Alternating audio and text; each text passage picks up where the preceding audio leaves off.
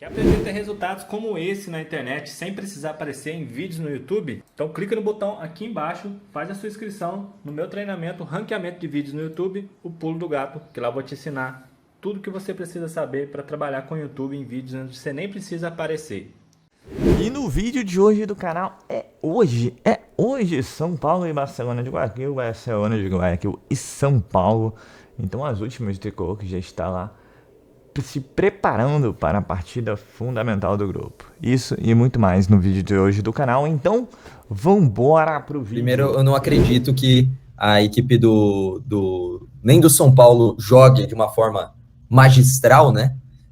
E nem mesmo que o Tadjeres vai perder pontos para a equipe do Cobressal. Na lógica, o Cobressal não consegue arrancar pontos do Tadjeres. Então, acredito que o São Paulo permanece na segunda colocação do grupo e acho que até vence, né? Já dei o meu palpite para a partida contra o Barcelona, mas eu ainda acredito que, por ser o começo do trabalho do Zubeldia, a gente vai ter que ter paciência. Disse isso nas nossas lives anteriores, né? Vai ter que ter paciência para que ele possa implementar o estilo de jogo, as ideias que ele tem. Ponto positivo, é um treinador que disse já várias vezes que é um treinador que gosta de se adaptar, que gosta de trabalhar com o que tem, falou muito bem do elenco, né? Então ele vai tentar se adaptar, fazer malabares com o que ele tem às mãos.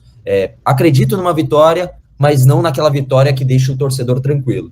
E, sinceramente, acho que o torcedor não tem que esperar um jogo bonito logo de cara. Acredito que isso vai ser conquistado aos poucos, o mais importante é conseguir. O que vai ser, se acontecer, a primeira vitória do São Paulo contra o Barcelona de Guayaquil na história do confronto, jogando fora de casa, né? São 2 empates, uma vitória aqui no Morumbi e uma derrota, se eu não me engano. Depois eu trago certinho as estatísticas, eu puxo isso, mas São Paulo nunca venceu o Barcelona de Guayaquil jogando fora de casa. Mas pelo que eu vi, até tive a curiosidade e a paciência de assistir jogo do campeonato equatoriano, que é uma das coisas mais horrendas que eu vi recentemente. Barcelona de Guayaquil não é grande coisa, não é tudo isso. Então, isso não significa que não possa vencer o São Paulo, claro que pode. Mas eu acredito numa vitória do São Paulo, o que vai dar muita segurança para o São Paulo avançar para a próxima fase da Libertadores. 3 zagueiros ou 2 zagueiros? Essa talvez seja a ideia mestra do jogo de amanhã, Arnaldo, como diria o próprio Zubeldia. Então, muita gente antecipando que ele vai abolir o esquema de 3 zagueiros e vai colocar o time com 3 no meio, mais ou menos como ele gostou de fazer ou se acostumou a fazer na LDU e no Lanús. Eu não tenho essa certeza. Eu imagino que o único treino com todo mundo a 24 horas da partida não seja suficiente para mudar um sistema desde a chegada. Eu faço a comparação que eu consigo fazer com o Milito, técnico argentino, que hoje treina o Atlético e está sendo todo badalado, etc. Tal. O Milito chega para treinar o time para a final do Mineiro. A primeira escalação do Milito ela é idêntica à do que o Filipão fazia. Para o segundo jogo do Mineiro, idem, próxima. E aí ele ganha com elementos, com o time meio misto em Caracas pela Libertadores, entre as finais do Mineiro. No último jogo do Mineiro, ele coloca o Scarpa no segundo tempo, ele ganha o Campeonato Mineiro. A partir do 4º jogo, o Milito começa a colocar o time do jeito que ele imagina ser o melhor. Às vezes escalando com um zagueiro só, linha de 3 com lateral e volante fazendo a linha de 3, Scarpa aberto pela ponta. Não foi rápido com o Milito, que é um técnico autoral também como o Zubeldia, mas não foi no primeiro jogo, entende? Então, eu não imagino que o Zubeldia vai mudar de forma significativa o time. Até porque a formação do Atlético Goianiense foi a primeira vez que ela foi utilizada também, né? Aquela formação com o Luciano Caleri e André Silva juntos, né? Então, eu imagino que seja mais semelhante ao que a gente viu em Goiânia do que aos times do Zubeldia do passado recente, a LDU, por exemplo. Pois é, então vamos imaginar que o Zubeldia é uma figura um pouco mais conservadora. Nem acho que seja. Não, mas por isso que eu comparei com o Milito, entendeu? Porque o Milito também é um técnico, digamos, autoral, mas nem por isso ele na primeira partida ele já né? Conservador nesse sentido, não vai chegar lá e dizer, não, agora é do meu jeito, deixa que eu vou, tal. Não, né? Provavelmente a gente imagina que não seja. Sendo assim, você quer fazer o quê? Você quer que a gente tenta bolar um time agora, provar um possível time? Eu acho um exercício infrutífero. O que dá para saber? Talvez um jogador que tenha... Tem 2 jogadores que ganharam pontos absolutos no jogo de domingo, que o Zubeldia assistiu, e que devem permanecer no time, que foram as novidades do Milton Cruz, Alan Franco e André Silva, né? Então, essas foram as novidades do Milton Cruz. Eles jogaram tão bem contra o Atlético Goianiense que esses devem permanecer no time. E aí isso me indica que ele vai manter, possivelmente, me indica, a linha de 3 e os 3 na frente, né? Eu acho que ele não tiraria Luciano ou Caleri para deixar o André Silva, porque os outros 2 também foram bem com o André Silva no último domingo. Então eu não vejo muito motivo atual para ele mexer nessa coisa que deu um primeiro cheiro. Foi a primeira vez que esse time jogou junto contra o Atlético Goianiense. Isso é a minha impressão, não é informação. Mais notícias. DM. O DM está esvaziando. A semana passada estava uma loucura. O Carpini fez aquela lista lá com 500 caras que estavam fora. Está esvaziando agora o DM, é isso? Tá esvaziando. Um outro aspecto, né, que envolve indiretamente o DM, mas envolve Guayaquil, a estreia do Zubeldia, o elenco quase completo. Todo mundo com quem eu falei ressaltou a questão do voo fretado para Guayaquil. A mudança que isso proporcionou no São Paulo nessa temporada em relação aos voos de carreira que o time utilizava até então pela Sul-Americana e tal. Então, o São Paulo, né, é a terceira partida fora de casa, sequência. Depois vai ter mais uma sequência de 3 fora de casa. E o São Paulo saiu daqui, treinou, saiu daqui, chegou a Guayaquil rapidinho. Então, o desgaste foi amenizado. Isso indiretamente também contribui, né, para menos lá na frente, menos lesões, menos desgaste e tudo mais. O departamento médico do São Paulo, machucados, sem condição de ir a campo, né, sem condição de treinar com os demais, só 2 jogadores hoje, que não tem previsão de volta ainda, Rafinha e Wellington Rato. Esses 2 jogadores, eles poderiam até ter passado por cirurgia. O São Paulo optou por tratamento convencional. Eles só devem reforçar o São Paulo, provavelmente depois da fase de grupos da Libertadores. É quase para o segundo semestre. É uma coisa radical a lesão dos 2. Por isso que eu falo da liberação do Nicão para o Atlético Paranaense, que ele era um jogador que fazia um pouco a função do Rato. Não entendi até agora. Talvez liberasse no meio na janela do meio do ano, entendeu? Aí, voltando, mas enfim. O Lucas e o Rames, são os 2 outros contundidos, já estão treinando fisicamente no campo. O Lucas, das 4 semanas previstas de ausência, já ficou fora mais de 2. Então, o retorno dele, provavelmente, depois dessa insana maratona fora de casa que o São Paulo terá contra o Palmeiras, né? São Paulo joga contra o Palmeiras, depois do jogo contra o Palmeiras. Joga contra o Palmeiras em casa, depois é Águia de Marabá, Belém, Vitória, Salvador, Cobressal, Calama. Aí tem o jogo do Fluminense. Provavelmente o Lucas, na volta ao Morumbi, depois do Palmeiras, o Lucas estará à disposição. O Rames, cara, o Rames ficou uma semana só fora dos treinos. A lesão dele era grau 1, leve. O Rames, em tese, tem condição de ser relacionado no jogo contra o Palmeiras, na volta da delegação. Ele vai treinar a semana toda. Ele não tem empecilho clínico. Aí nós vamos ver com o do Zubeldia o que ele acha da condição física do Rames para relacioná-lo ou não na primeira partida dele como técnico de São Paulo no Morumbi contra o Palmeiras. Mas, em tese, ele teria condição de jogo na segunda-feira que vem. Né? Veremos se ele vai jogar já na segunda-feira que vem. Tem o Luiz Gustavo também. O Nestor já voltou, já está jogando, até já entrou em campo outro dia. E o Luiz Gustavo também está nessa aí. Luiz Gustavo perto. E Moreira já estão por conta do técnico achar que vale depois de tanto tempo de ausência. Mas eles já estão completamente liberados. Perfeitamente. Para fechar essa brincadeira aqui, temos imagens do Morumbi. É isso, Arnaldo? O Morumbi, o São Paulo ficou muito tempo sem jogar agora Morumbis, só volta a jogar contra o Palmeiras, aí viralizou uma imagem com o campo todo cheio de terra, com um monte de balão. Não sei se você recebeu essa imagem. Recebi. Não é fake, não. É da semana passada, era uma espécie de replantio, adubação da grama, reforma do gramado. E por que aqueles balões? Não era aniversário do Tirone. Era por conta, é uma proteção para pássaros que, nesse momento de adubagem e tal... Então, se o pássaro vem lá, vai bicar, estoura um balão, assusta os outros todos. o Tirone é do tempo do espantalho, colocava o espantalho, imagina o espantalho no meio do Morumbi, gigante, não adianta. E agora já está desse jeito que vocês viram. As imagens do nosso fã do canal, que é o Paulo Mion, que foi almoçar lá no estádio, o campo já está perfeito. Então, até segunda-feira contra o Palmeiras, vai ficar melhor ainda, né? O São Paulo que vai jogar nesses 2 meses, poucas vezes no seu estádio, mas depois que passar essa tormenta, vai fazer muitos jogos em casa, né? Porque aí tem a volta da Copa do Brasil, a volta do grupo da Libertadores e um pouco mais de jogo no Brasileiro. Porque tem time que só joga em casa nesse momento da temporada e tem time que só joga fora.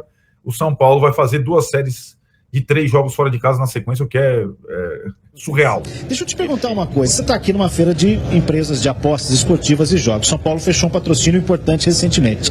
É possível um clube de futebol hoje no Brasil sobreviver sem uma parceria dessas? Possível mas é uma tarefa inglória. Hoje o segmento de betting tem um valor agregado muito grande para os clubes. Um patrocínio como o do São Paulo representa cerca de 15% do faturamento do clube no ano.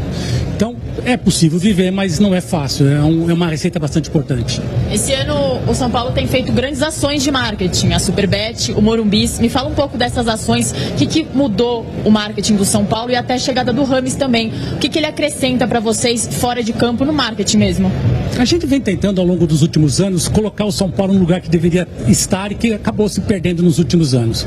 A gente trouxe novos patrocinadores, a gente desenvolveu novos projetos, o Name Rights, o Morumbi é um deles. A gente trouxe a Live Nation exclusiva para o Morumbi, então todos os grandes shows agora da Live Nation serão no Morumbi. A gente está trazendo novas formas de monetização para ajudar o futebol. Você mencionou há pouco o Rames. O Rames é importante destacar que não foi uma ação de marketing para trazer o Rames. Foi uma oportunidade do futebol e que nós do marketing aproveitamos para monetizar o jogador. Então nós criamos uma série de produtos do Rames, camisetas, cachecol, bonés, relógio, porque é um jogador global, um jogador internacional que traz muitos atrativos para nós. Tem dado retorno? Tem dado retorno, bom retorno. Fora de campo ele é um ótimo retorno, sem dúvida nenhuma. Quando a gente fala no Zubeldia, ou no Rames, ou no Lucas, estamos falando de custo, né?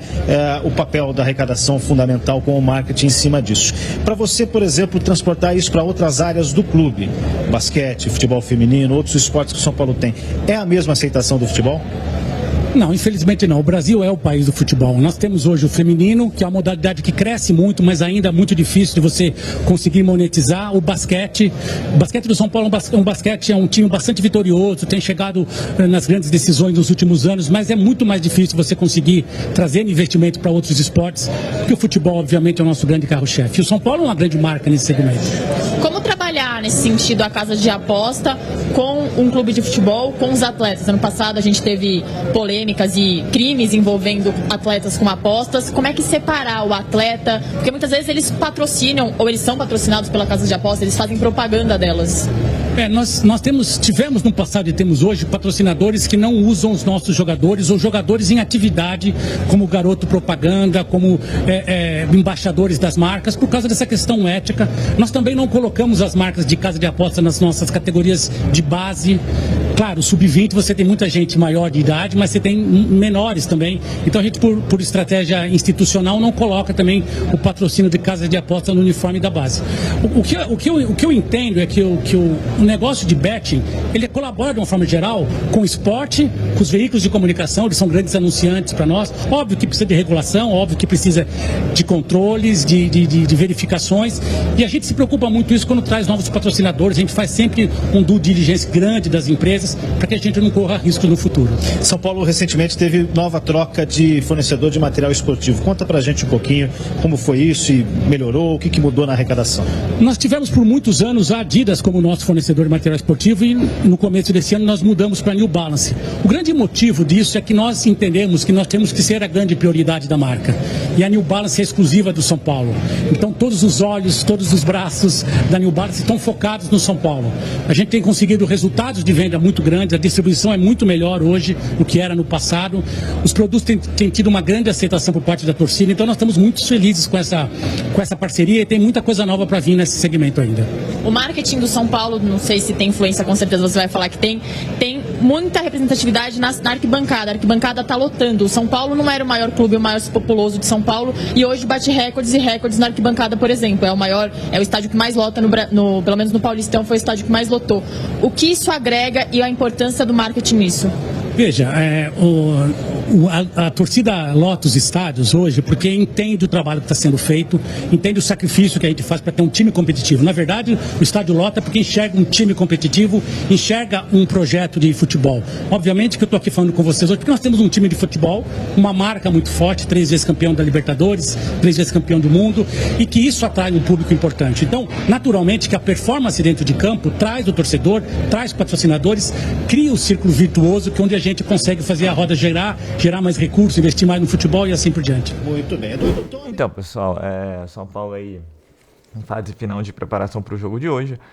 Jogo importantíssimo para as pretensões do São Paulo na Libertadores, aí pelo menos pela briga do primeiro lugar contra o Talleres, possivelmente, né? Caso consiga a vitória, senão vai embolar a coisa lá junto a Barcelona e Talleres, né? O São Paulo que fica a dúvida se vai com 3 zagueiros ou 2 zagueiros. A maioria da mídia colocando o São Paulo vai com 2 zagueiros. A escalação seria Rafael, Igor Vinícius, Arboleda, Alan Franco e Wellington, Paulo Maia, Alisson, Michel Araújo, Luciano, André Silva e Caleri. Mas o Arnaldo não confirmou não. Falou que a opção 3 zagueiros daquela equipe que jogou contra o Atlético Goianiense ainda é uma opção na cabeça do Zubodia, mas assim, é muito cedo ainda, ao que parece as informações não vazaram com tanta facilidade como vazavam anteriormente, então fica a dúvida aí de que São Paulo veremos essa noite contra o Barcelona, que não terá ainda seu técnico Ariel Roland, né? Ele ainda não vai estrear, não vai ser dessa vez, que já é conhecido da gente, já foi técnico do Santos e tal. Vamos ver, né? O Zubodia conhece de cor e salteada essa equipe do Barcelona, já que foi técnico do LDU recentemente.